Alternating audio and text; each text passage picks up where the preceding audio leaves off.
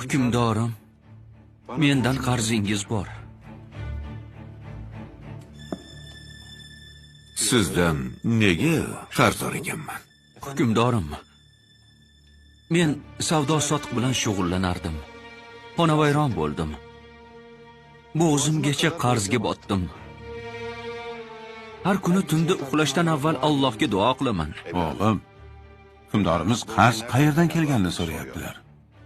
Aytganimdek, har kecha yotishdan avval Allohga duo qilaman.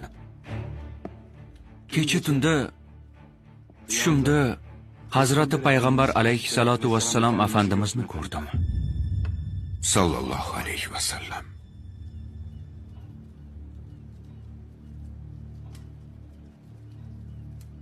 Ular menga Hamidimizga ayt. Har tunda aytadigan salovat va salom va zikrni kecha aytishni unutdi. Borib ehtiyojini undan so'ra dedilar.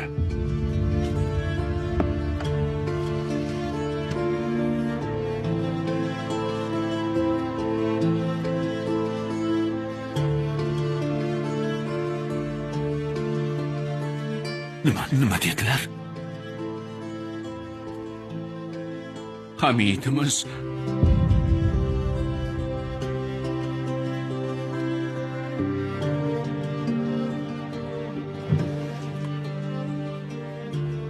Oling birodar.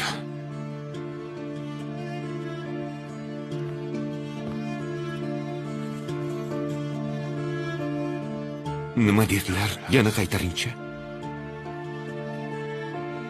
Hamidimiz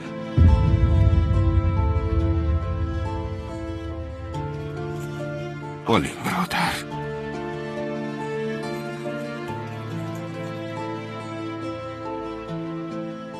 Nima dedilar?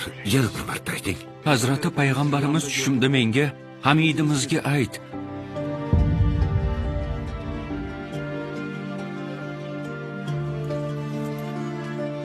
Oling.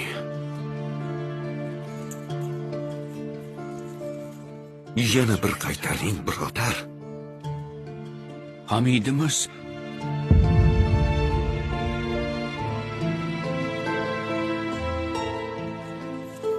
Oling birodar. O'g'lim, shuncha olganingiz yetmaydimi? yetadi podsho. Hoziroq qarzlarimni uzaman.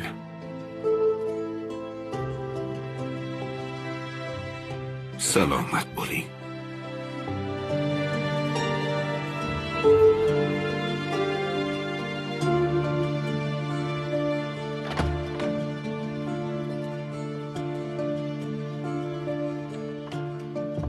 Hukmdorim,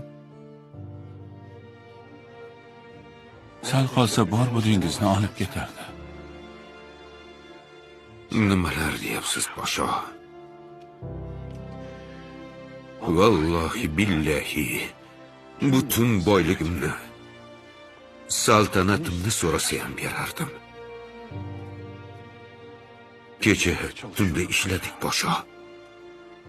Ish joyida uxlab qolibmiz. Salovatni unutibmiz.